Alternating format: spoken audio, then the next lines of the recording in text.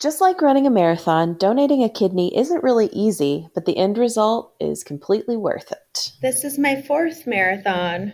So you Wow. can run a marathon on one kidney. That's marathon runner Jeanette Perez. She's also a living kidney donor. She's joined today by her kidney recipient and best friend, Tanya Trujillo. I'm Sarah Jane Castro, Director of Marketing and Communications for the National Kidney Foundation of Illinois, and your host for this edition of The Journey Continues. Hi, Jeanette. Hi, Tanya. Thanks for joining us. Hi. Hey there. So tell me a little bit about yourselves. How do you two know one another? We can start with you, Tanya. A little over 5 years ago, Jeanette had put in to be my living kidney donor, and I actually didn't know her at the time. Oh, wow. Okay. So how did you find out, Jeanette, that Tanya needed a kidney? Let's say, long story short, it was a Facebook post from her now fiance. He's a pilot, and I had flown with him one time, and I answered that Facebook post. And here we are, 5 years later. Oh, I'm her wow. living kidney donor, and she's my big sister and my best friend. That's Yeah. amazing. That's wonderful. So, Tanya, tell me a little bit about your experience with kidney disease leading up to that point. When were you diagnosed with kidney disease or kidney failure? I was about 16 and I was diagnosed with IgA nephropathy. And, I was pretty young at the time, so I didn't take it really seriously. They told me I didn't really need to worry about it yet because it just, there's really nothing I could do yet. But then I just kind of forgot about it until I was in my 30s, and my numbers started to decline pretty rapidly. And I think I was 38 when they said that my kidneys were failing and I was going to need to get on the kidney list for a kidney. So that's when I got on the list, was in October of 2015. So you were able to kind of stabilize your kidney health, it sounds like, for a while. Yes. And it went downhill pretty rapidly. My kidney function was, I don't know, about 35%, like my GFR and everything. And then it just took a big decline just all in 1 year. And they said, you might need to go on dialysis, and you should sign up for a kidney transplant. Wow. Okay. So did you have to go on dialysis or did you go straight to transplant? I got set up to do peritoneal dialysis, but I never Mhm. actually had to do it. My doctor, said, eat these things and avoid these things, and we'll just monitor you every week. And so I was set up, but I never actually had to do dialysis because I ended up getting a donor. So That's wonderful. That's great news. So Jeanette told us a little bit about the Facebook post your now fiance posted. What was that experience like waiting for a kidney? How long were you waiting before Jeanette stepped forward? she had contacted me in January. And I only knew of one other person that got tested, and it was a family member, and he ended up not being a match. And then I knew they were testing somebody, but it was, they obviously can't tell me who if it's not a family member or something. Yeah, she called me in January and told me that she was my donor. And at the time, I had only met her one time, and it was on Christmas. She happened to be flying on my aircraft, and she was very curious and asking questions, but everybody was curious and asking questions about, Hmm. do I have a donor, all that stuff. And so, but she had brought me donuts. And so in January, when she texted me and she said, "Hey, I don't know if you remember me. I brought you donuts on Christmas Day. I'm your kidney donor." And that was how she told me. Donuts from your donor. Yes. So you mentioned flying. You two are both flight attendants, correct? Yes. You'd only flown together that one time before the Well, donation? she was just a passenger on my aircraft. She was deadheading. Oh, wow. So we never even flew together. She had flown with my fiance, but she had never flown with me. That's incredible. So Jeanette, what inspired you to want to donate to this person you'd only met one time? honest, to me, she was a stranger. I had only known of her from her fiance. I mean, he spoke so highly of her, and it was the Facebook post. I saw it. They had created this page, Teen Tanya, looking for a kidney. He had posted, that she was ill, and that they had gone through different people, and this is kind of like their last avenue, kind of looking for a donor. And when I first got out of high school, I was working at a nursing home and kind of going into the medical field before I became a flight attendant. And I had seen dialysis and I'd seen people going through kidney failure. And I kind of know what that looks like. And she's so young. And to see a flight attendant going through that, I was like, that could be anyone. It really kind of broke my heart. I was very sad for her. And my whole thing was, she's so young and it's very sad. And I was like, oh, if I can help her, why not? Yeah, if it was meant to be, it's meant to be. So I contacted the person who was their coordinator. And at first she said, hey, we have somebody testing. We only do one person at a time. I'll contact you if this person doesn't go through. And it actually took a couple of weeks, and I got an email. Hey, you're next on the list if you would like to start testing. And I was like, hey, if it's meant to be, it's meant to be. Honestly, there was no big grand, I need to do this, I'm going to save a life. For me, it was never that. It was very much so, if it's meant to be, it's meant to be. And that's kind of my whole mentality throughout the whole thing. And that's just kind of where I went with it. And it sounds like it was indeed meant to be then. 100%. Yeah. So what did you know about living donation, if anything, before you started this process? Absolutely nothing. Oh, wow. I mean, other than Google and what was kind of sent to me from the hospital and from the donation center, I really didn't know much, but I learned a lot. What were some of those things that you learned that were maybe surprising to you? First off, how many people are waiting, which is so incredibly surprising. And the second thing is, I don't want to say how easy it is, because that's going to sound terrible, but really my part wasn't hard. My part was the easy part. I was helping someone. I had to go through a lot, but really I didn't. I didn't have to give up much other than time. And if I could tell people, any stranger, anyone else, like, hey, you could save somebody's life and you're really not giving up much, and they could trust that it's actually happening, that they could actually do that, I think that I would tell everyone to do it. Yeah. So when people see me and they're like, you actually did that and it was a stranger at first, I love telling people that. Yeah, it's an incredible story. It's wonderful.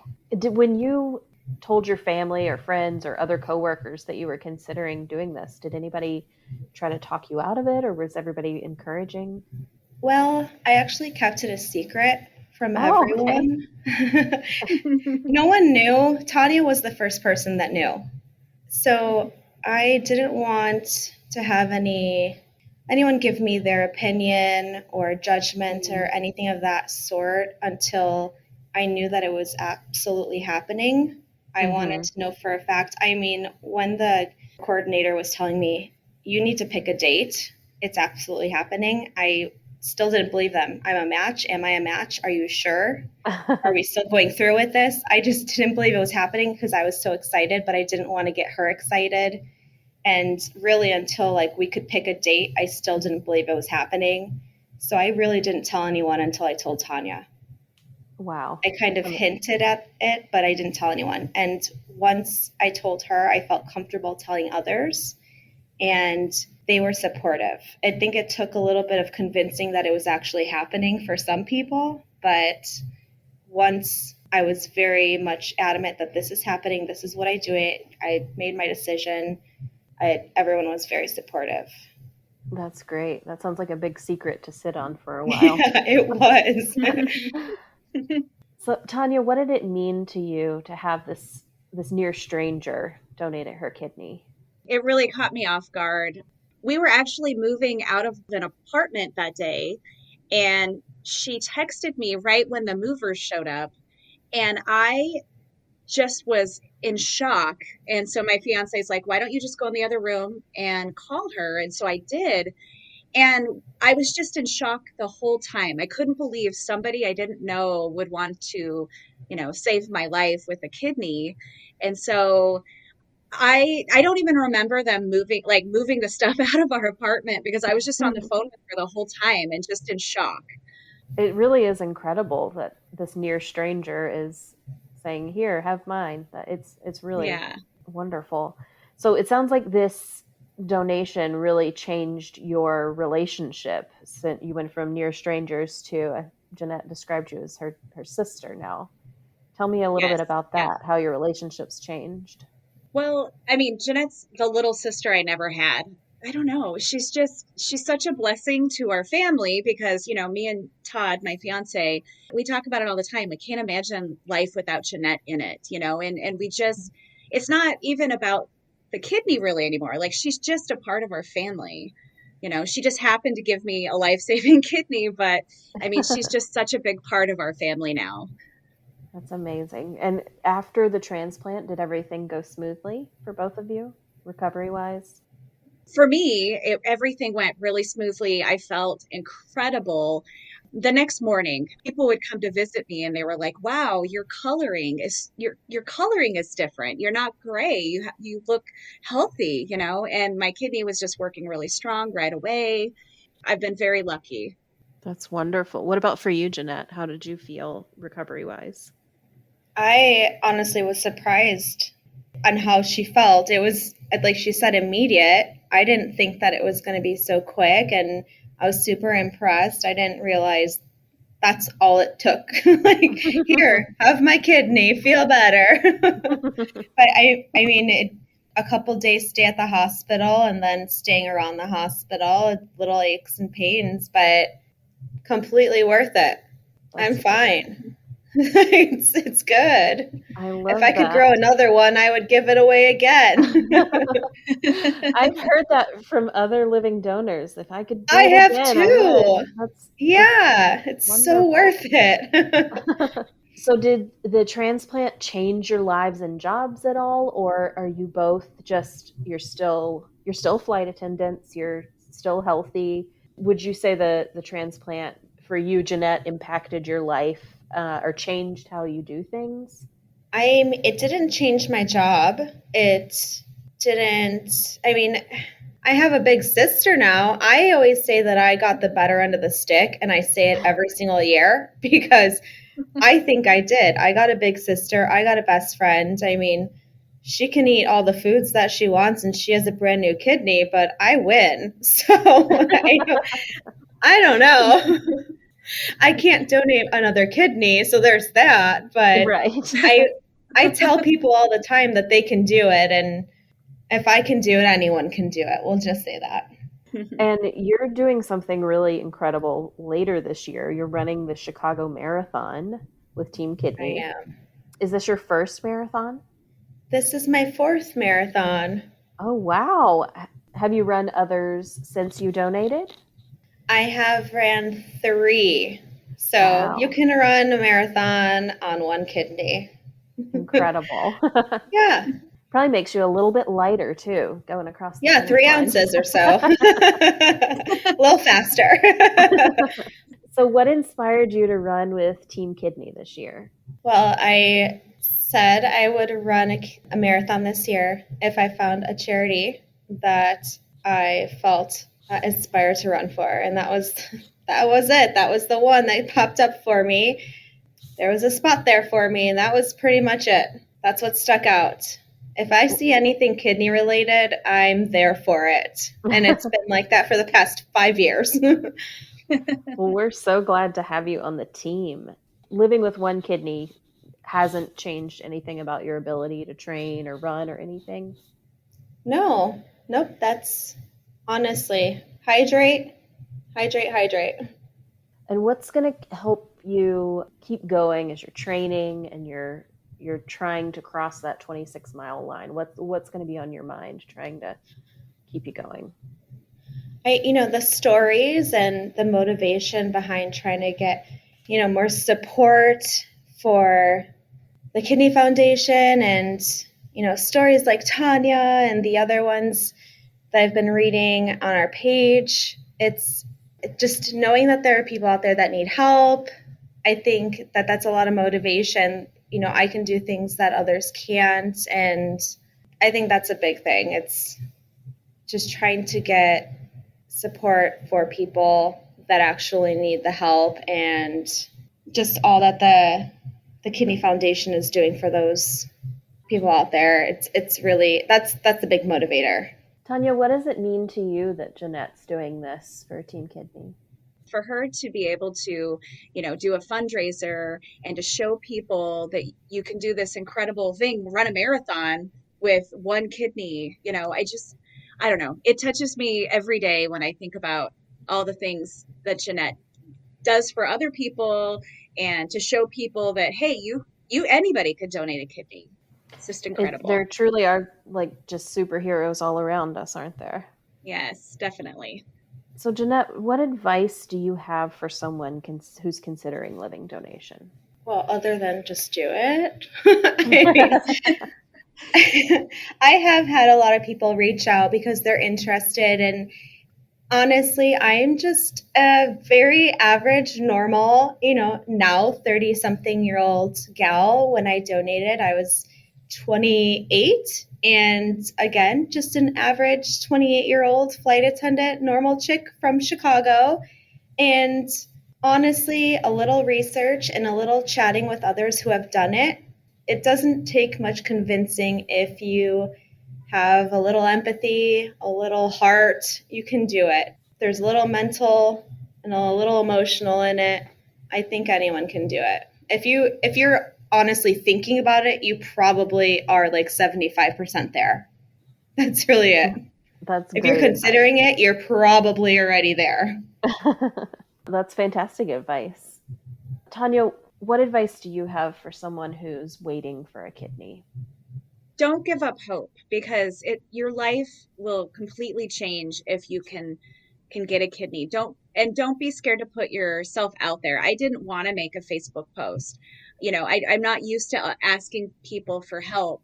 So that was a really big deal when my fiance Todd was like, we have to put it out on Facebook because then everybody's going to see it. And so he helped me write a post, and we did it. I need a kidney. I need help. And I had multiple strangers that I didn't know actually contact me. Just putting the word out makes people curious. That's fantastic advice. They don't know if they don't know, I guess. Yeah, exactly. An eloquent way to put it. So, Jeanette, where can people support you as you're raising money and training for the marathon? I have on the National Kidney Foundation of Illinois page, I have my fundraising page. And then on my Instagram, Hey Jeanette, I also have a link there. So there's that. And then, also you can just support in general the National Kidney Foundation of Illinois page for the marathon. Okay, perfect. And we'll put that link for your fundraising page in the notes for this episode so folks can find you easily. Thank you. And we can, of course, always use cheerleaders on the sideline to help us cheer on the rest of Team Kidney as well. Oh, yes. On October 10th of this year. Were you living in Washington at the time of transplant? And did living in different states impact the ability to donate? Yeah, the ironic thing was the apartment we were moving out of was downtown Chicago. We were temporarily living there for work, and then we transferred back to Seattle. And so when Jeanette called me and said she was my donor, we were just leaving Illinois to move back to Seattle because all my doctors were in the Seattle area. And so I was much more comfortable going to the doctors I've already had with my kidney stuff. Jeanette had to make the sacrifice for the kidney. She had to come out here. She got tested. And then during the transplant, she had to stay, I think it was for 2 weeks after, just to make sure that everything was okay with her after she gave me the kidney. She made the big sacrifice there. It probably helps being a flight attendant. You probably get some flight benefits to travel back and forth, I imagine. There was a little bit of ease with that. It wasn't too bad. I had a couple of companions come stay with me. I had some babysitters, so it was nice. What was the testing process like when you were finding out if you were a match? Were you able to do the testing here in Chicago, or did you have to go to Seattle for that?